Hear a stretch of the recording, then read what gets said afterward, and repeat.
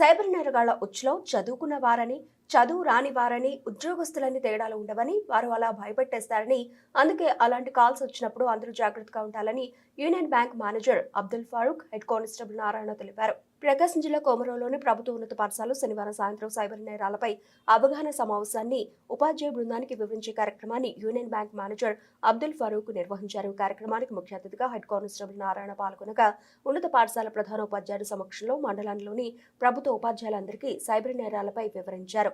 ఈ సందర్భంగా union bank manager Abdul Farooq మాట్లాడుతూ, సైబర్ నేరాలు ఒకప్పుడు ఎక్కడో జరిగితే ఆశ్చర్యపోయే వాళ్ళమని, ఇప్పుడు మన చుట్టూనే జరుగుతున్నాయని, తాజాగా కొమరంలో ఒక ప్రభుత్వ ఉద్యోగస్తుడు మోసపోయాడని, కాబట్టి సైబర్ నేరాలపై ప్రతి ఒక్కరు అవగాహన కలిగి ఉండాలని కోరారు.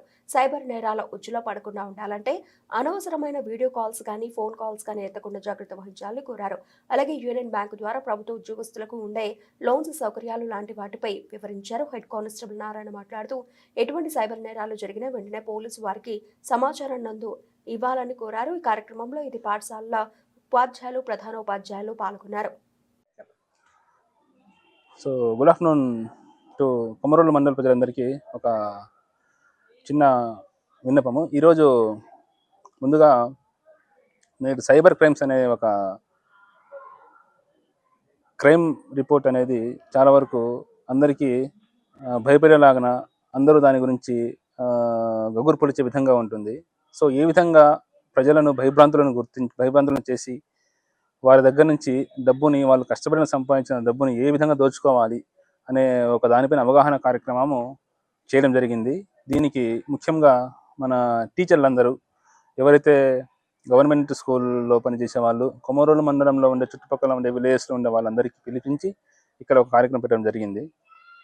సో కార్యక్రమంలో ముందుగా వాళ్ళు కొన్ని ఎగ్జాంపుల్స్ చెప్పడం జరిగింది. ఏ విధంగా అయితే వాళ్ళు మీకు ఫోన్లు చేసి మీరు భయభ్రాంతులు చేసి ఈ డిజిటల్ అరెస్ట్ అనే ఒక కాన్సెప్ట్ని తీసి ఎగ్జాంపుల్గా పెట్టి వాళ్ళు ఎలా ఫోన్ చేస్తారు, మాదక ద్రవ్యాలలో మీ పేరు ఉన్నట్లు, నార్కోటిక్స్ ద్వారా మీ నేమ్ దాంట్లో రిజిస్టర్ అయినట్టు, మీ పేరు మీద పార్సల్ వచ్చినట్టు, మీ పేరు మీద పాత సిమ్ కార్డు మీరు యూజ్ చేసేవాళ్ళు కదా, ఆ సిమ్ కార్డు మీదనే వేరే వాళ్ళు మొబైల్ తీసుకొని వాళ్ళని హ్యూమన్ ట్రాఫికింగ్ అంటే మానవ అక్రమ సరఫరా దాంట్లో పాల్గొని మీ యొక్క బాస్ అంటే మీ మాఫియా డాన్ ఎవరు అంటే ఇక్కడ ఉండే కొన్ని వ్యక్తుల పేర్లు చెప్పడం ద్వారా వాళ్ళని భయమునకు గురి చేసి, అటువంటి వాళ్ళ నుంచి వాళ్ళ దగ్గర నుంచి వాళ్ళకి మైండ్ సెట్ మార్చేసి వెంటనే వాళ్ళకి అడిగినంత డబ్బులు ఇస్తే ఈ తలనొప్పి నాకు వెళ్తుంది కదా అనే ధోరణిలో వాళ్ళు తీసుకొచ్చి అలా వాళ్ళని భయపెట్టి డబ్బులు గుంజే రకమైన సైబర్ మోసాల నుంచి వాళ్ళని అవగాహన ఇవ్వడం జరిగింది.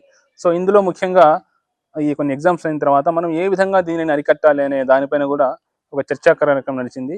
ముఖ్యంగా ఇలా కాల్స్ వచ్చిన తర్వాత వాళ్ళకి మీ యొక్క డేటా కానీ, మీ యొక్క బ్యాంక్ అకౌంట్ డీటెయిల్స్ కానీ, మీ యొక్క అమౌంట్ కానీ ఏది చెప్పకూడదు, బహిర్గతం చేయకూడదు.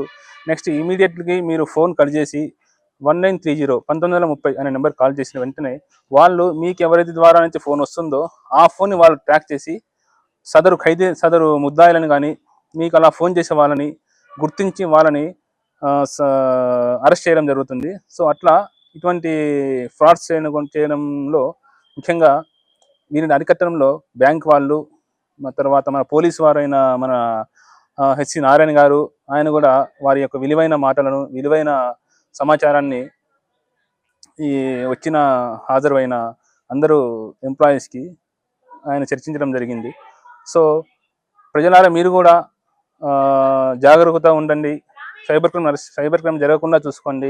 మీరు ఎంతో కష్టపడి సంపాదించిన డబ్బుని ఇతరుల పాలు కాకుండా, దోచుకోకుండా దానిని కాపాడుకునే విధంగా మీకు ఏ విధమైన సెక్యూరిటీ కావాలన్నా, ఏ విధమైనటువంటి అనుమానిత వ్యక్తులు కనపడినా కూడా తక్షణమే పోలీస్ వారికి తెలపండి. లేదనుకుంటే 1930 నెంబర్కి కాల్ చేసి చెప్పండి.